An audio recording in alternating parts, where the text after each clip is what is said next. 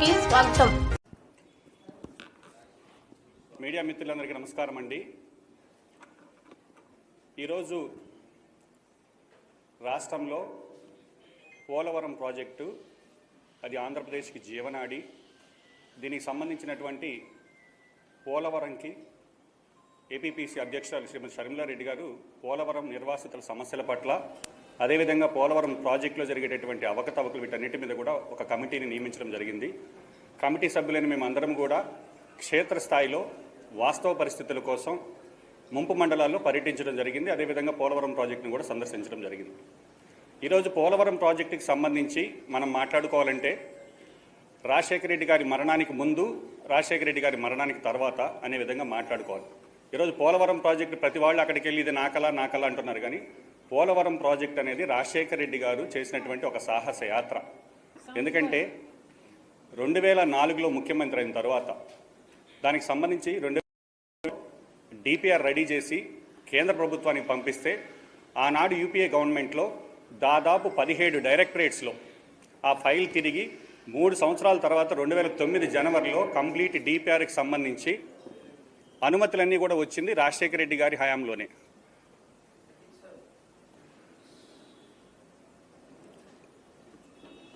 అనుమతులన్నీ కూడా వచ్చింది రాజశేఖర రెడ్డి గారి హయాంలోనే వచ్చాయనే విషయం రాష్ట్ర ప్రజలందరికీ తెలుసు. అయితే ఆనాడే సోనియా గాంధీ గారి దగ్గరికి వెళ్ళి సోనియా గాంధీ గారిని ప్రాజెక్ట్ దగ్గరికి 2 సార్లు తీసుకొచ్చి ఇది జాతీయ ప్రాజెక్టుగా ఉండాలి, జాతీయ ప్రాజెక్టుగా ఉంటేనే దీన్ని కట్టగలం, రాష్ట్ర ప్రభుత్వ నిధులు సరిపోవని జలయజ్ఞంలో కొంత దాదాపు 5,000 కోట్లు ఖర్చు చేసి రాజశేఖర రెడ్డి గారి పనులని అప్పటికే 33% పూర్తి చేసినటువంటి మహనీయుడు స్వర్గీయ రాజశేఖర రెడ్డి గారు.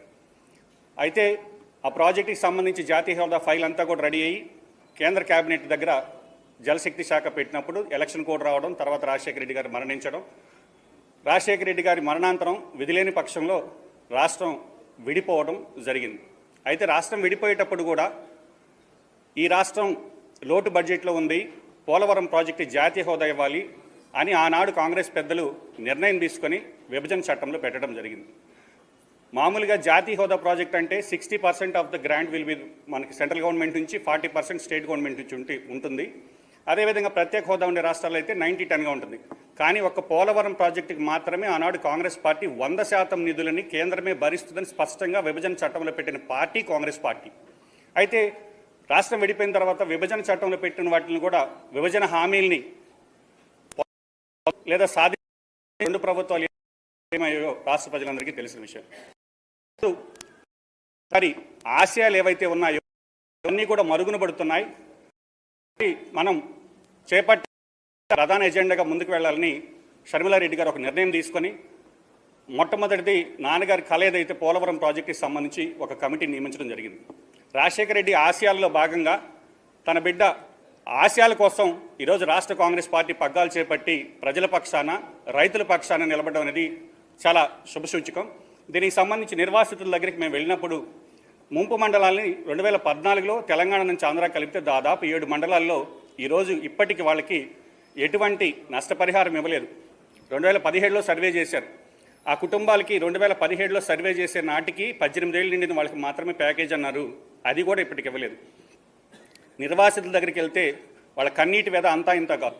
10 సంవత్సరాల నుంచి మమ్మల్ని ముంపు మండలాలని వదిలేశారు గాలికి. ఒక ఏదైనా కాలనీలు కానీ, వాళ్ళకి కనీసం టాయిలెట్స్ కానీ, రోడ్స్ కానీ ఏవి కూడా గవర్నమెంట్ శాంక్షన్స్ చేయట్లేదు. అదేవిధంగా మేము బ్యాంకులకి వెళ్తే కనీసం మాకు పంట రుణాలకు కూడా ఈ పొలాలు ఎలాగో మునిగిపోతాయని చెప్పి రైతులకు క్రాప్ లోన్లు కూడా ఇవ్వడం లేదు. మమ్మల్ని రిహాబిలిటేట్ చేస్తానన్నారు కానీ మాకు రావాల్సినటువంటి ఏవైనా ప్యాకేజీ సంబంధించి కూడా R&R ఇవ్వలేదు. మరి 2017 తర్వాత మళ్ళీ వచ్చినటువంటి గవర్నమెంట్లో మళ్ళీ కొత్తగా 41.5 మీటర్ వరకు మాత్రమే మొదటి విడతలు ఇస్తామన్నారు. వాస్తవంగా ఏమో నదికి దగ్గరుండి ముంపు గురయ్యే గ్రామాలేమో మీటర్స్ హైట్కి పెట్టి, అదేవిధంగా మునిగి పోని గ్రామాలకేమో 41 మీటర్స్ లెవెల్లో పెట్టి ఈ విధంగా కన్ఫ్యూజన్ క్రియేట్ చేయటం. అదేవిధంగా ఒక గ్రామంలో రోడ్డుకి అవతల 41.5 మీటర్స్ అంటారు, రోడ్డుకి అవతల 45 మీటర్స్ అంటారు. చాలా సమస్యలు కూడా గ్రౌండ్ లెవెల్ ఉన్నాయి. వీటన్నిటిని కూడా ప్రాథమిక నివేదిక మేము మేడం గారికి సమర్పించడం జరిగింది. కాబట్టి వీటిలన్నిటి కూడా సమస్యలన్నిటిని కూడా నిర్వాసితులకు సంబంధించి కాంగ్రెస్ పార్టీ స్పష్టంగా ఎప్పుడు కూడా ప్రాజెక్ట్ అనేది ఈరోజు చాలామంది తెలివిగా మాట్లాడుతున్నారు, మేము ప్రాజెక్ట్ హైట్ తగ్గించలేదు. ప్రాజెక్ట్ హైట్ తగ్గించడం అనేది డిపిఆర్ అనేది అప్పట్లోనే రాజశేఖర రెడ్డి గారు ఉన్నప్పుడు అనుమతి పొందినటువంటి 45 మీటర్స్ మాత్రమే కట్టాలి. కానీ ఇప్పుడు మీరు కొత్తగా నేను పోలవరం ప్రాజెక్టు సందర్శించినప్పుడు ప్రతి దిగడ కూడా ఎండిడిఎల్ అంటే minimum draw down level 41.5 metres అని ఒక మార్కింగు, అదేవిధంగా ఫుల్ రిజర్వాయర్ లెవెల్ అని ఒక మార్కింగు. ఈ మినిమం డ్రా డౌన్ లెవెల్కి పరిహారం ఇస్తాము మొదటి విడతలు అంటున్నారు, కానీ అది ఎక్కడ కూడా కేంద్ర బడ్జెట్లో పూర్తిగా మేము ఇస్తామని పెట్టడం జరగలేదు. వాళ్ళు మినిమం డ్రా డౌన్ లెవెల్ వరకే మేము పరిమితం చేస్తాం పోలవరం వేయమని మొన్న బడ్జెట్లో నిర్మలా సీతారామన్ గారు ప్రవేశపెట్టిన బడ్జెట్లో స్పష్టంగా పెట్టడం జరిగింది. అయితే కాంగ్రెస్ పార్టీ ఒకటే అడుగుతుంది, నిర్వాసిత మీరు మినిమం డ్రా డౌన్ లెవెల్కి వాటర్ పెడతారో లేదా ఫుల్ రిజర్వాయర్ లెవెల్ వరకు పెడతారనేది పక్కన పెడితే, నిర్వాసితులకు సంబంధించినంత వరకు పోలవరంలో మీరు నీటి నిల్వ ఎత్తుతో సంబంధం లేకుండా 100% ఆనాడు రాజశేఖర రెడ్డి గారు ఉన్నప్పుడు ఏదైతే సర్వే చేసి వాళ్ళందరికీ కూడా ఫ్యామిలీ డిస్ప్లేస్మెంట్ పీడిఎఫ్ కోడ్ ఇచ్చారో 98,000 కుటుంబాలు దాదాపుగా ఈరోజు నష్టపోయేటటువంటి పరిస్థితి ఉంది. కాబట్టి కేంద్ర ప్రభుత్వం ఇవ్వాల్సినటువంటి R&R ప్యాకేజీలో ఏదో ఒక 20,000 కోట్లు 25,000 కోట్లు మిగిలించుకునే దానికోసం నిర్వాసితుల్ని గాలికి వదిలేసేటటువంటి పరిస్థితి ఈరోజు కళ్ళారా కూడా రాష్ట్ర ప్రజలందరి ముందు కూడా చూస్తున్నాం. కాబట్టి వీటన్నిటి మీద కూడా కాంగ్రెస్ పార్టీ దృష్టి సారించింది. రైతుల పక్షాన అదేవిధంగా పోలవరం నిర్వాసితుల సమస్యల పట్ల కూడా కాంగ్రెస్ పార్టీ చిత్తశుద్ధితో పనిచేస్తుంది. శ్రీమతి షర్మిలారెడ్డి గారి అధ్యక్షతన ఖచ్చితంగా రాబోయే రోజుల్లో రాజశేఖర రెడ్డి ఆశయాలు ఏవైతే నీరు గారుతున్నాయి, ఈరోజు కూడా మనం పేపర్లలో చూసాం, ఆరోగ్యశ్రీ బకాయిలు విడుదల చేయలేదు, ఆరోగ్యశ్రీ రద్దు చేస్తున్న హాస్పిటల్స్ కమిటీ ఈరోజు ప్రకటించడం జరిగింది. కాబట్టి రాజశేఖర రెడ్డి గారు ఎప్పుడు కూడా డబ్బులు పంచి దేవుడు అవ్వలేదు. రాజశేఖర రెడ్డి గారు ప్రజా సంక్షేమాన్ని గ్రహించినటువంటి వ్యక్తి. తిరిగి రాజశేఖర రెడ్డి గారి స్వర్ణయుగం రాజశేఖర రెడ్డి గారి ముద్దుబిడ్డ షర్మిలమ్మతోనే సాధ్యం. రాజశేఖర రెడ్డి గారి ఆశయాల సాధన కోసం ఆమె వెంట ఈరోజు మేము కాంగ్రెస్ శ్రేణులన్నీ కూడా చిత్తశుద్ధితో పనిచేస్తున్నామని తెలియజేస్తున్నాం.